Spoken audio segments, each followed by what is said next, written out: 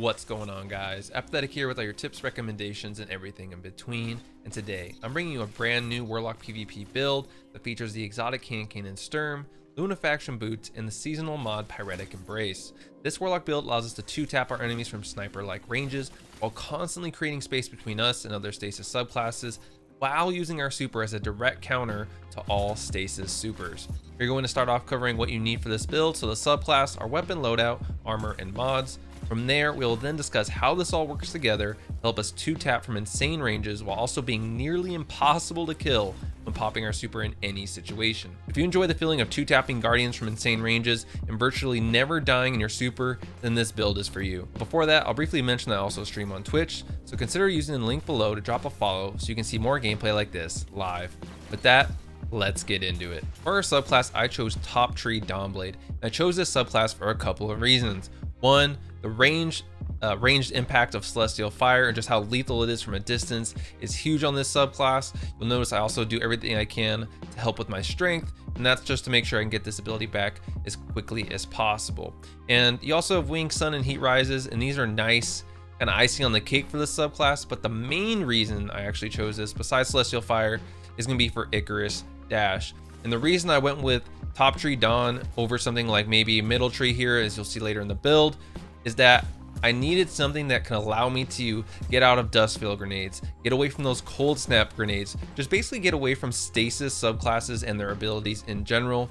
And having Icarus Dash and an ability like Celestial Fire that allows us to get out of bad situations very quickly and still have a ranged attack that directly counters stasis, I found very beneficial. You'll also notice here I'm running Empowering Rift. We're going to talk about that a little bit later, but that's also very key for this build. So for this build, you want to make sure you're running Empowering Rift, and I do recommend Top Tree Dawn. You could run this build with Well of Radiance, but I found with Well of Radiance, you were just a little too stationary in this build to really combat stasis, and stasis just kind of ran through that version of this build. So again, Top Tree Dawn with Icarus Dash, Celestial Fire, that's going to allow us to get out of bad situations and use that ranged melee to finish off some nice kills. I'll also mention that Daybreak is also an amazing part of why I chose this subclass, and Top Tree Dawn in particular, is because with the Icarus Dash in your super, it allows you to dodge out of the stasis hunter super especially, but create distance between the Titan super as well, the Behemoth, and get kind of backpedal away from Shadebinder as well for Warlock. So again, this just ties directly within the Icarus Dash and that idea of being able to have a subclass that can get away and create that space against stasis. So Daybreak with the Icarus Dash is perfect, allows you to catch up to people who are running away while simultaneously being able to counter other stasis supers. And as we'll see as we talk about the mod pyretic Embrace in a little bit, it ties in perfectly as well, and the gameplay will also show that. Getting into our loadout, and let's talk about our weapons here. And we are running the Sturm Exotic Handcannon. As you can see, we're making sure we have the catalyst. You can use it without the catalyst, but having the catalyst makes it just that much better. You get that nice boost of handling, which makes this weapon feel night and day better in terms of how it handles, its ADS speed, and also its equip speed. And then also having that nice little boost range is going to help us reach those sniper like ranges when we get into how this build all works together. Having that extra range is going to be key. Now, of course, you could use any 120 in this slot instead of the Sturm if you have a legendary 120 you prefer, or with a role you prefer more. But I chose the Sturm because, again, with the catalyst, you just have that insane range, but also because of the recoil pattern. The Sturm has a different recoil pattern than any other 120. It doesn't have the same gigantic kickback that other 120s have. So that is why I chose the Sturm, because even though it lacks some lethal perks, it doesn't have any damage dealing perks, it does have the consistency that I look for in a hand cannon with those follow-up shots. I don't have to worry about it's not as hard to reacquire my target because I don't have such a giant kickback when I shoot my Sturm, and that's what makes this weapon so potent in my opinion. The range is nice, yes. The handling is nice, yes. All those things are great, but it is the ability to hit those follow-up shots with the Sturm and how consistent it is from shot to shot. You don't have that giant recoil that some other 120s have. And of course, you know it, you love it, or you hate it if you don't have it. The fell winners lie. The CQC Seraph shotgun is also great here, or some other, I don't know if there's any other better options outside of those, but those would be the two I would personally choose from. But if you have a Fell Winter's Lie, awesome. If you don't, unfortunately, you may have to wait till next season, but the Seraph CQC shotgun is a nice contender in this slot if you don't have a Fell Winter's Lie. And this is just, again, for those times we get up close and personal, or someone manages to push into our closer range area. Most of this build is gonna be centered around playing long range, but this is for those close range counters. You're gonna wanna have something like this for those closer ranges, so that's why I chose a shotgun. Lastly, we have Commemoration, just a heavy machine gun. You can really use any heavy in this slot here. The heavy choice for this build is not that important, so we're not gonna focus too much on that. Getting into our armor and stats, and I'm gonna kind of cover my stats really quickly because the stats are semi-important for this build, but you can kind of skew them how you would like. And I'm just gonna lightly cover them so I can quickly get into more of the actual mods, which are gonna be more important to how this build functions. In terms of my stats, I'm running, you can see tier 3, mobility and resilience. Obviously I had better rolls, I get these a little bit higher, but I don't really focus on these very much. I rather use stats to go towards things like discipline, intellect, and strength. But mainly the biggest thing I would say about this build that's non-negotiable is having tier 10 recovery. Having that higher recovery is critical for surviving some of those closer gunfights and better preparing us to be as recovered as possible for the fight after that. So this is something I would definitely focus on.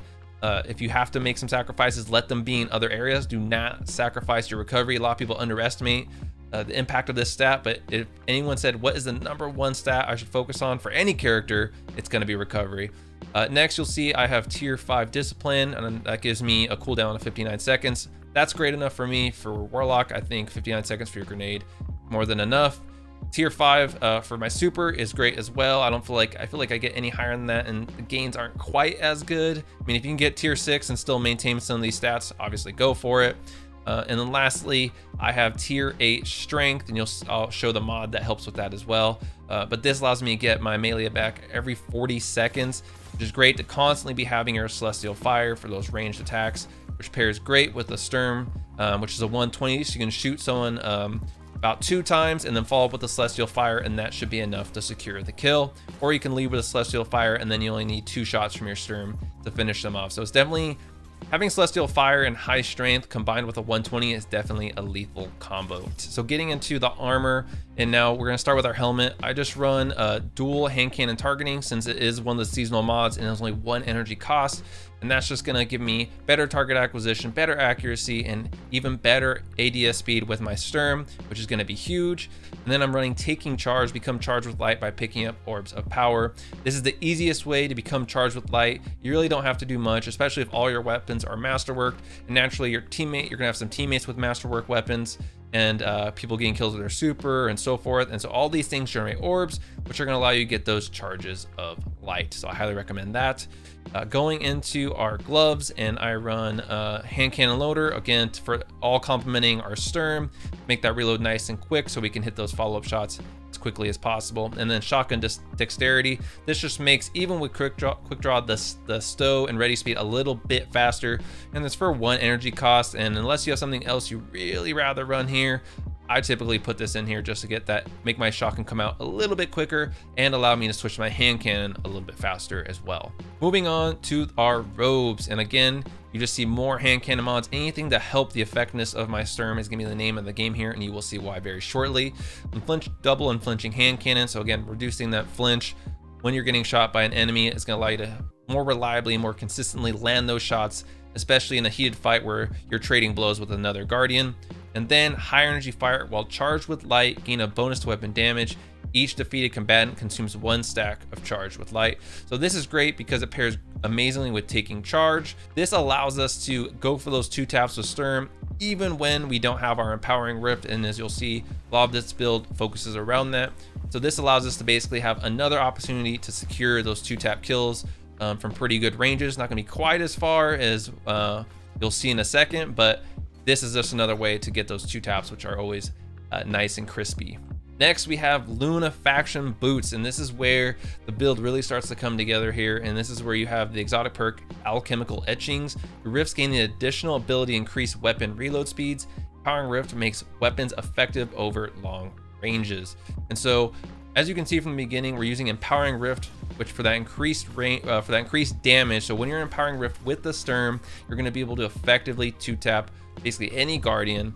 And then when we use Lunafaction Boots with our Sturm, you're talking absolutely insane ranges, guys. As you're going to see in some of these clips, I'm literally 2-tapping people from basically across the map. You're talking sniper rifle like ranges, not scout rifle, sniper rifle. And so having that kind of lethality and that kind of range allows us to do a lot and do a ton of damage, and these boots are all what make that possible. So this is why you want to make sure you're running Empowering Rift, so that way you can get that increased weapon range with your Sturm. So you're combining the already insane range of Sturm with the Empowering Rift, with the increased range from Lunafaction, and now you just got this crazy potent combination. And again, we want to make sure Empowering Rift, you don't really care. The normal Rift is just going to increase our reload speed and give us health back, which is nice. But again, running that tier 10 recovery, not only because it's such an important stat, but also it's going to allow us to get our Rift back as much as possible. So you can see that makes our class ability 40 seconds. So we're getting that class ability back, that Empowering Rift, combined with Lunafaction Boots back every 40 seconds, which is huge. That is what we need. And then combine that with High Energy Fire for the times we don't have our Rift. Hopefully we should have some orbs so we can continue running around and 2-tapping with our Sturm. Still from very long ranges, but not quite as insane as when you have Lunafaction Boots. Lastly, we have our Warlock Bond. As you can see here, we're running Pyretic Embrace. Casting a solar super restores you to full health and shields. Guys, this is a game changer for running Top Tree Dawn, and specifically for this build, because now when a hunter hits you with their super, they throw that stupid little ice pick at you and it hits you, or it lands near you and freezes you. You want to immediately pop your super. You're going to break out of it and it's going to cancel out all that damage. And now you also, because you're on Top Tree Dawn, have that Icarus dash to dodge out of that swirling, freezing tornado. You're dodging out of it full health now, and you're able to easily finish off that hunter. It's also great to get Shadebinder. If a Shadebinder hits you with that initial volley of frozen projectiles, you can pop this and get out of the frozen state before they follow up with their AoE attack. And same thing for Behemoth. Behemoth, though, it's a little bit tougher to time. You want to kind of just Icarus dash backwards from them and try not to get frozen in general. But this ability right here is not only great against supers, it's great if you get caught in a pinch, and it's great for baiting in enemies. I'll talk about that a little bit later, but basically you can kind of fight some enemies, make them think you're weak, pull them all into you, kind of bait them into you, and then pop your super and you pop out full health. And it's the ultimate surprise. Not only are you surprised that you're in super full health. So they're likely to try and take that fight because they think you're panic popping, but little do they know you're going to be full health after popping your super. And then lastly, we also have Radiant Light combined with Outreach. So this reduces our melee cooldown even more when we use our class ability. And then that gives us combines nicely with Radiant Light, which when we have that arc mod socketed, it gives us that plus 20 to strength, which gives us a nice 80 strength. And that's how we easily get that cooldown of 41 seconds for Celestial Fire. So let's tie it all together. So basically we're running Top Tree Dawn that allows us to get away from bad fights, back away from stasis, dodge out of dust field grenades, dodge away from cold snap grenades. And then we have our Sturm with its already insane range, and because it's a 120, it already has that hard hitting potential. We're combining that with High Energy Fire for those 2-taps when we don't have our Empowering Rift. What we want to be doing as much as possible is using your Empowering Rift to hold down different lanes on the map. And it's really critical on this build to think about Rift placement. You want to make sure you're not putting your Rift too far behind cover to where you can barely peek out. You want to try to put it like halfway behind cover, so you have a whole other half of your Rift to peek out of cover and 2-tap from insane ranges with your Sturm, right? Because the whole idea is combining Sturm with the Lunafaction Boots and Empowering Rift to get those crispy 2-taps as much as possible from insane ranges. And then knowing now that we have this ability to 2-tap, you just want to hold down those lanes, like I was saying, have that strong Rift placement where half the Rift is outside of cover, so you can easily peek those lanes without stepping out of your Rift and basically canceling everything out that we're trying to do. And then from there, it's super important that you save your super on Top Tree Dawn for when stasis supers are popped against you. So naturally, what's going to happen? You're going to be holding down these different lanes. You're going to be 2-tapping people from insane ranges, and people get so frustrated by this. and they start hunting you down because you're two tapping from these insane ranges. You're so far away, no one can get to you. And so you're getting these ghost medals, you're getting these reruns. And so guess what? These hunters are going to want to solo pop their stasis super on you, and they're going to hit you, they're going to freeze you, and then you want to make sure that is when you pop your super, pop your top tree dawn, you trigger pyretic embrace, get your health fully back, and then that's when you can use it to finish off that hunter, continue your spree, get a couple more kills, and then go right back popping your empowering rift and two tapping more and more guardians. The other way you could use it is if you're getting collapsed on by multiple people at once and they got you weak and you have no other way out. That is when you can also pop your super, bait the enemy team in, as we talked about earlier, and then you come out full health to be able to string together even more kills and go right back popping that rift, taking advantage of the Lunafaction Boots, and then using that insane range to continue your spree. Guys, this is one of the most fun builds I've used in a long time, and there's nothing quite like two tapping people from these kind of ranges that you're seeing. It's just absolutely insane, and you can just feel the frustration of the enemy team as they constantly get way too aggressive on you and they're pushing way too hard because they're tired of being two tapped. It is one of the funnest builds I've had in a long time, so I hope you guys enjoy it as much as I have. And if you did, make sure you like, share, and subscribe, as they're all free ways to support me. And check out the videos on the screen for other ways to find tips to help you succeed in the Crucible. With that, I'll catch you guys in the next one.